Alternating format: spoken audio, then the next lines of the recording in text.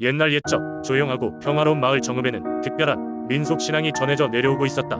이곳 주민들은 자연과 깊게 연결된 삶을 살고 있었고, 그 중에서도 정읍 계곡에 사는 반딧불이에 얽힌 이야기는 주민들에게 오래도록 회자되었다.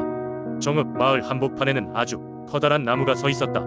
이 나무는 마을 주민들에게는 생명의 나무라 불리며, 그 뿌리와 잎사귀는 마치 마을을 보호하듯 넓게 펼쳐져 있었다.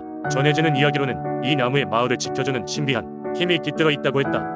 매년 봄이 되면 이 나무에서는 환한 반딧불이가 나타나고, 그 불빛은 온 마을을 물들였다. 마을의 민간신앙에 따르면 반딧불이는 생명의 나무에 사는 신성한 존재로 마을 사람들의 삶에 축복을 가져다 준다고 믿었다. 이들은 특히 겨울이 길게 계속되어 수확이 어렵거나 질병이 퍼지는 때에는 반딧불이 축제라는 이름으로 특별한 의식을 치르며 도움을 구하기도 했다. 축제의 밤, 마을 사람들은 모두 나무 주변에 모여 조용한 마음으로 기도를 올렸다. 나무 주위는 반딧불이 빛으로 환하게 불타올랐는데, 이 빛은 단순한 자연의 경의를 넘어 마치 신이 직접 축복을 내리는 듯한 느낌을 주었다. 사람들은 이 라이트 쇼를 보며 어둠 속에서 긍정적인 에너지를 얻고 서로의 존재를 감사히 여겼다. 전설에 따르면 한 번은 마을의 대가문 밑으로 모든 작물이 말라 무르기 시작했을 때였다.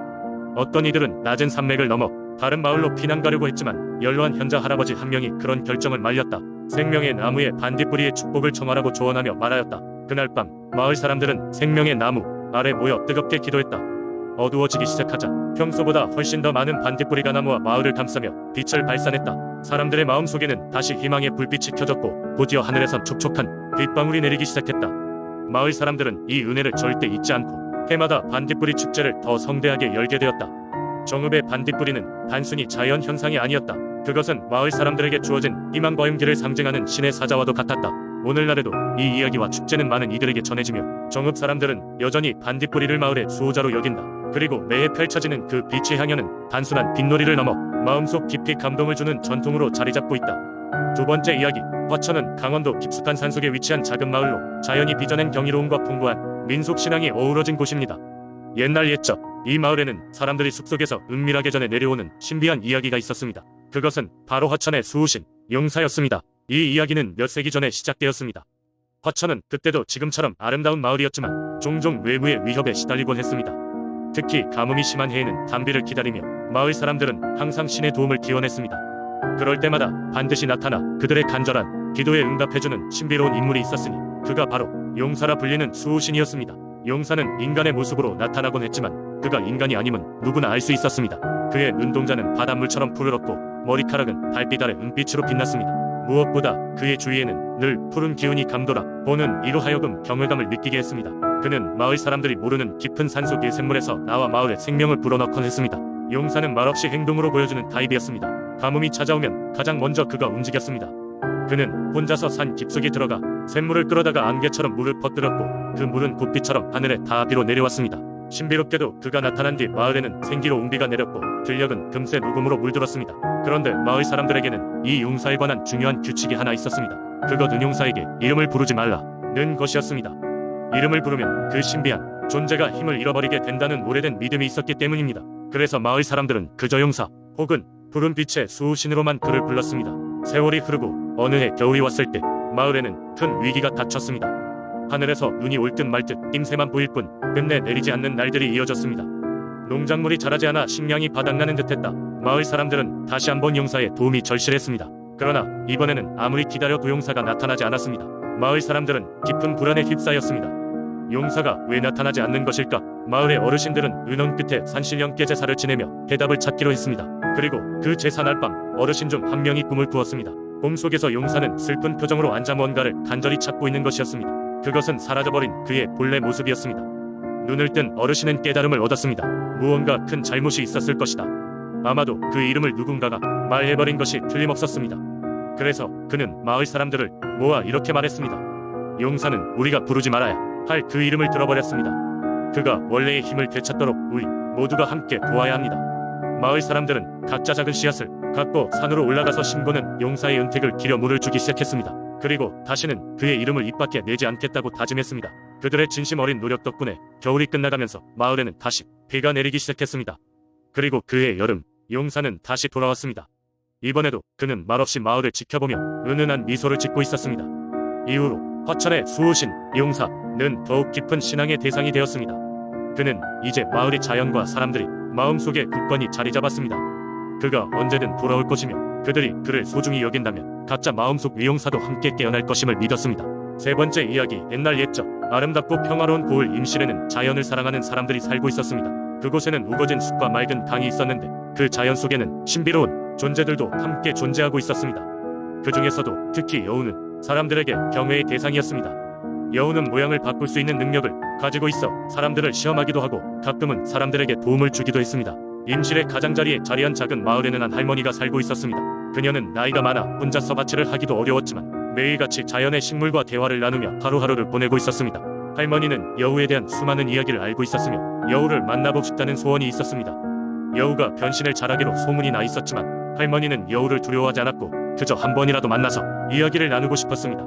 어느 초여름밤 촉촉한 바람이 불어오는 밤, 할머니는 문득 창문 너머의 숲 속에서 눈부신 빛을 발견했습니다.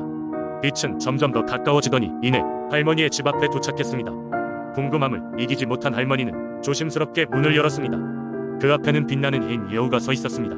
여우는 그녀에게 인간의 목소리로 말했습니다. 안녕하세요, 할머니. 저는 이 숲에 사는 여우입니다. 당신이 저를 찾아오고 싶어 한다는 소문을 듣고 찾아왔습니다.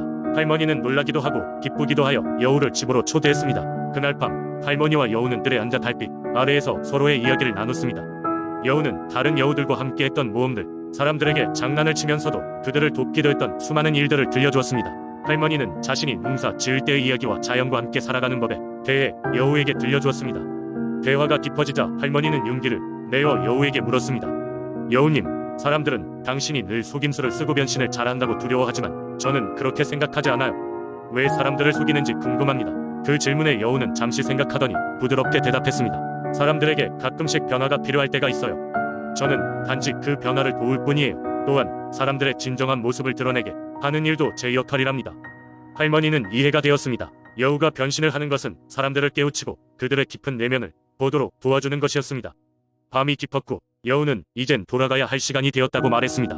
할머니는 아쉬운 마음으로 여우를 배웅했고 여우는 할머니의 손을 어루만지며 말했습니다. 당신의 마음씨가 저에게 참 많은 것을 가르쳐 주었어요.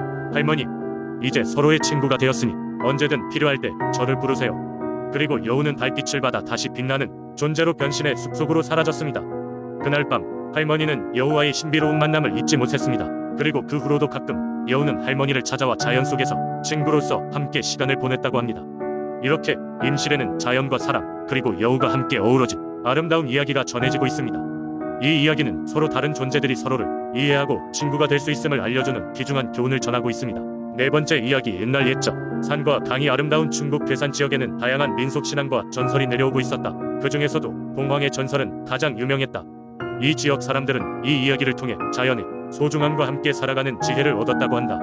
괴산의 깊은 산속에는 봉황이 살고 있었다고 전해진다. 이 봉황은 세상에서 가장 고귀한 새로 그 눈에서는 영롱한 눈물이 흘러내렸다고 한다. 이 눈물은 그 자체로 신비한 힘을 가지고 있어 어느 곳에 떨어지든 그곳을 기적적으로 변형시키는 힘이 있었다. 봉황의 눈물 한 방울이 떨어진 땅에서는 쌀이 썩어도 썩지 않고 항상 풍요로운 수확을 자랑할 수 있었다고 한다. 괴산의 마을 사람들은 그런 봉황의 존재를 감사하며 매년 봉황제를 열어 그를 찬양하고 경배했다. 사람들이 봉황을 부를 때마다 고운 노랫소리와 함께 어느새 봉황은 하늘에서 날아와 마을을 둘러보며 그 눈물을 떨어뜨렸다. 그리하여 괴산 지역은 언제나 평온하고 풍성한 땅으로 남았다고 한다. 그러던 어느 날 새로운 농부가 괴산에 정착하게 되었다. 그는 이미 도시에서의 삶을 포기하고 자연과 함께 살아가기로 마음먹은 자였다. 그에게 이 마을의 봉황 전설은 굉장히 흥미로웠지만 그는 쉽게 믿을 수가 없었다. 눈물 한 방울로 그렇게 큰 기적이 일어날 리 없지 않은가라는 의문을 가진 그는 봉황의 존재를 직접 확인하기를 희망했다. 이 농부는 봉황제가 다가오자 사람들과 함께 참석했다. 행사 중 사람들이 하늘을 바라보며 봉황이 날아오는 순간을 기다릴 때 그는 눈을 크게 뜨고 하늘을 주시했다. 아니나 다를까 구름 사이로 한 마리 거대한 봉황이 자신을 나타내었고 목소리도 없이 날갯짓을 하며 마을을 한 바퀴 돌았다. 봉황의 눈에서 흐르는 눈물 방울이 떨어지자 마을 사람들은 환호하며 감격의 눈물을 지었다.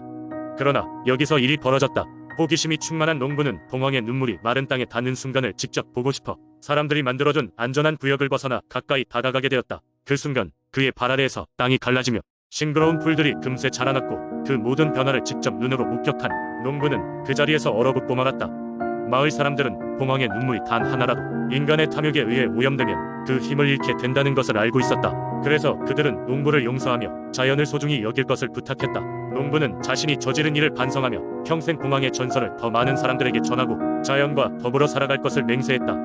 그 후로도 괴산 마을은 봉황의 눈물로 인해 풍요로움이 지켜졌다.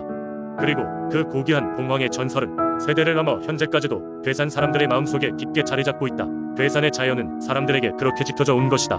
전설은 말로 전해지되 실천은 손으로 만들어지는 것을 농부와 마을 사람들은 오랫동안 기억하게 되었던 것이다.